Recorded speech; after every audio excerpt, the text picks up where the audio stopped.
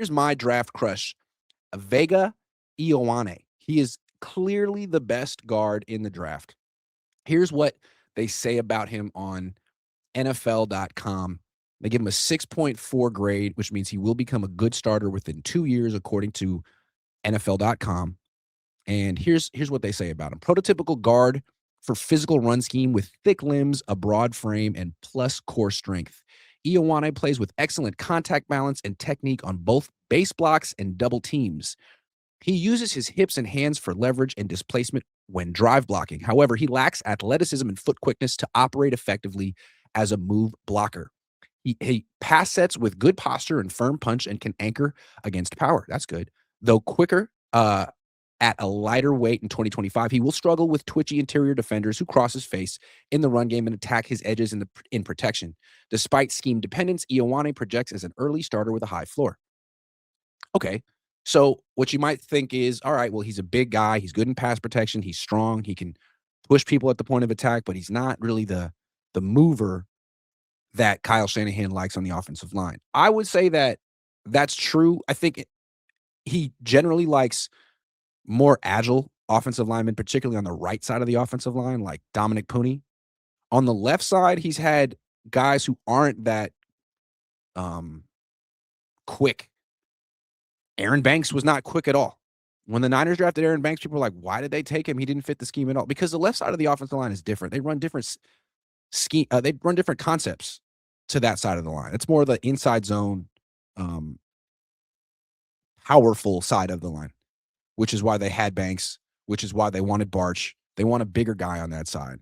So I think Ioane would fit what the Niners like in their offensive line. I think they need some power. I think they need a good offense, a good pass protector in the interior to give Brock Purdy a pocket to step up into, because he's constantly bailing out the back and spinning around and running left and right. I mean, if he actually had a really good guard, he could step up in the pocket and be a better pocket passer. And look, I don't know that Ioane is going to be there at 27. I think Daniel Jeremiah has him at like 11 on his big board. At least he did a few days ago. Dane Brugler has him at 13. He blocked me on Twitter. Dane Brugler. Whatever do to Dane Brugler? 13. But then PFF has him at like 25. And we'll see. I mean, there's some teams that clearly need guards. The Ravens, the Lions, the Chargers, who pick before the Niners, but they might decide they need other players even more. They might sign guards during free agency. Like, what's interesting about Ioane is he might be a player who falls to 27 or to 21, and maybe the Niners want to trade up 6 spots for him. But I'm just saying, like, if they're really truly going to take the best player available, they have to be prepared for scenarios where people they weren't necessarily expecting to be there are there. And what are you going to do? If Ioane is there, what are they going to do? They have to have this meeting and talk about it. The answer is take him. Maybe don't trade up for Ioane, but if he's there, he's the best player available, and he fits a position of need, you take him. And as we're seeing, like, other players perform at the combine, guys like Kenyon Sadiq, he was supposed to be there for the Niners. I mean, a lot of people had him in the late 20s in their big board, and then he ran a 4.4 flat or a 4.3 something. It's like, yeah, I think he's probably going to go in the top 20. So as he gets pushed up, and there's other combine warriors who get pushed up the draft board, guys are going to fall. And often it's a guard. There's a lot of times when guards don't go as high as you expect because teams want offensive tackles. Now, last year, Tyler Booker went 12, Gray Zabel went 18. So it's possible that Ioane goes really high.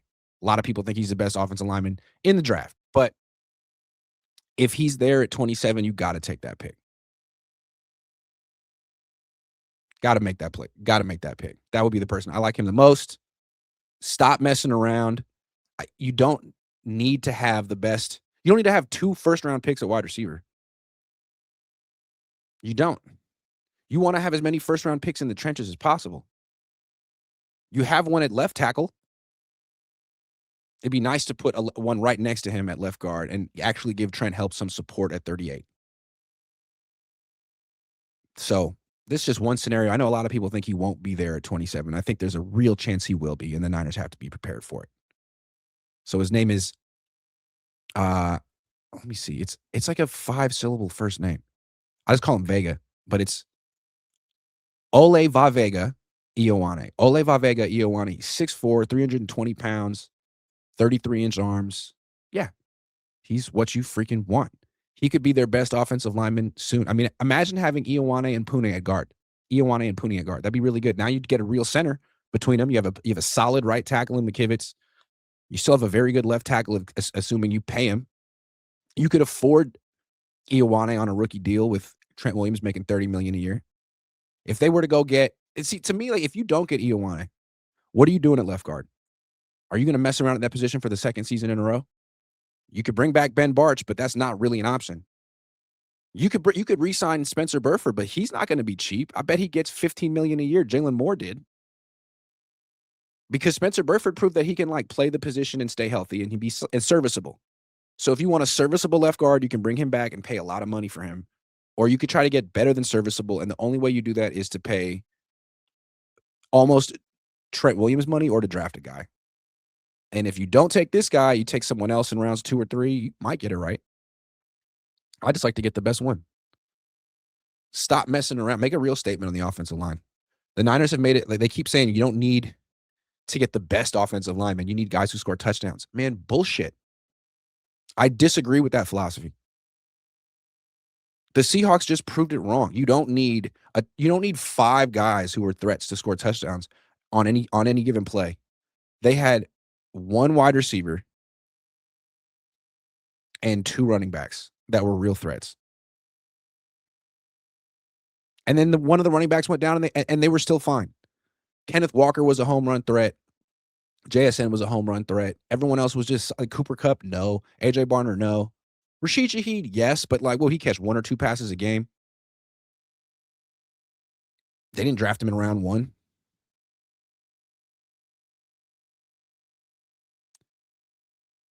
It seems to me that the easiest way to lose a game is to get dominated in the trenches. You could have all these guys who can score touchdowns, but if your quarterback making $53 million a year has to get rid of the ball in 0.7 seconds or run for his life, what are you going to do? Their philosophy is wrong. They need to update it. Their team is soft. Their offense is soft. They want defenses to play base defense because use checks on the field. Well, defenses aren't anymore. They're playing nickel because they think you're soft. They can stop your run game without loading the box. They play 2 deep safeties. They don't do anything special to stop your running game. You know why? Because your offensive line is getting pushed around. Even Trent is getting pushed around at this stage of his career, isn't he? He did in the playoffs. He got. I've never seen him get pushed into Brock's lap more often than he did last year. Is that going to happen less at 38 than it happened at 37? I'm 38.